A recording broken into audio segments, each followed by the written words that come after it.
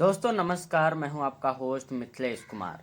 जैसा कि आप मेरे स्क्रीन पे देख रहे हैं कि ये एमके स्टालिन हैं और ये यूरोपियन यूनियन में रोल्स रॉयस के ऑफिसर्स हैं। और यहाँ पे भी एक चीज़ देख रहे हैं, वेलकम टू रोल्स रॉयस लिखा हुआ है। जैसा कि आपको पता होगा कि दुनिया की सबसे बड़ी लग्जरी कार निर्माता कंपनी यानी रोल्स रॉयस जो है, एक तरीके से एमके स्टालिन को वेलकम कर रहा है। वेलकम इस बात का कर रहा है कि तमिलनाडु के वर्तमान सीएम यानी चीफ मिनिस्टर जो एमके स्टालिन हैं, उनके द्वारा और रोल्स रॉयस के बीच एक एमओयू साइन किया गया है। और इस एमओयू के तहत जो है, रोल्स रॉयस जो है अपनी मैन्युफैक्चरिंग यूनिट तमिलनाडु में लगाने जा रही है।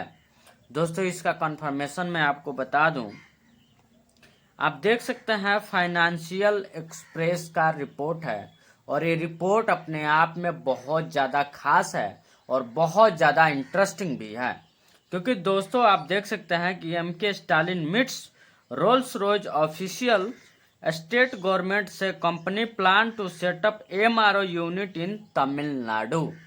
आप यहाँ पे स्पष्ट देख सकते हैं कि plan to setup MRO unit to Tamil Nadu.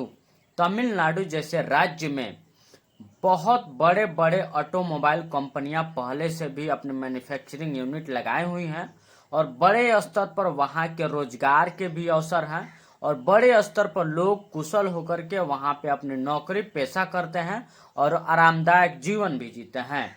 और खास तरीके से देखा जाए तो जीडीपी के मामले में भी भारत के दूसरे नंबर का राज्य जो है तमिलनाडु ही है, जो बहुत ज़्यादा ही आर्थिक मोर्चे पर अपने आप को आगे लेकर चला गया है।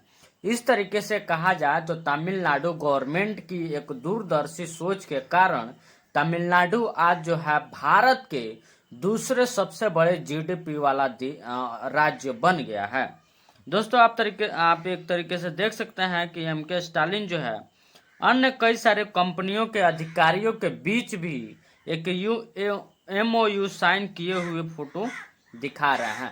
जिस तरीके से लग रहा है कि तमिलनाडु भारत के अग्रणी बढ़ते हुए राज्य में अपना कदम आगे बढ़ा चुका है, उस तरीके को देखते हुए अगर क्या बिहार की गवर्नमेंट अगर सोच ले कि बिहार को भी आगे ले जाना है, बिहार में भी अन्य कई सारे बड़े बड़े ऑटोमोबाइल्स या फिर मोटर कंपनियों को विस्थापित करके यहाँ पे रोजगार का सृजन किया जाए जिससे बिहार आगे बढ़े, क्या ये मान लिया जाए कि हमारे बिहार के सुप्रीम नेताओं के द्वारा जो खास करके अभी तक पिछले कई सारे दशकों से बिहार के सत्ता में रहे हैं, उनकी मंशा नहीं थी कि क्या बिहार को आगे ले जाना है, बिहार के लोगों के भविष्य को सुधारना है।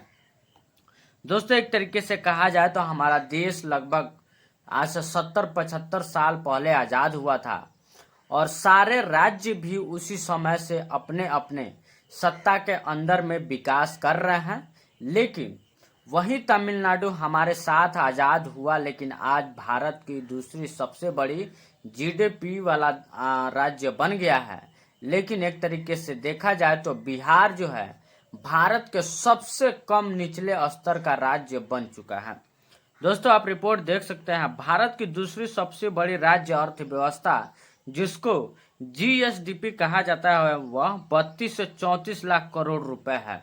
2024 के रिपोर्ट के अनुमान, यह तमिलनाडु का मैं बता रहा हूँ। लेकिन वहीं पे अगर देखा जाए तो बिहार का जीएसडीपी कितना है, 8 से 9 lakh.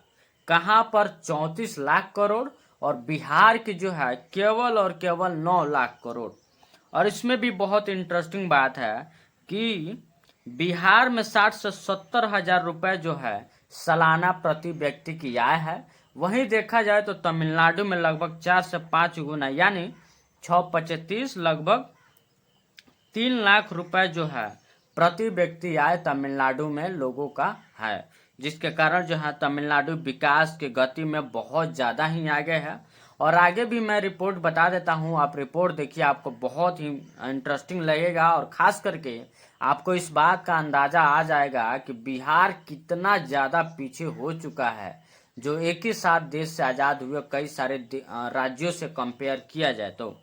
Tamil Nadu Detroit of Asia कहलाता है क्योंकि चेन्नई के आसपास ऑटोमोबाइल इंडस्ट्री जैसे Hyundai, Ford, TVS, Ashok Leyland है।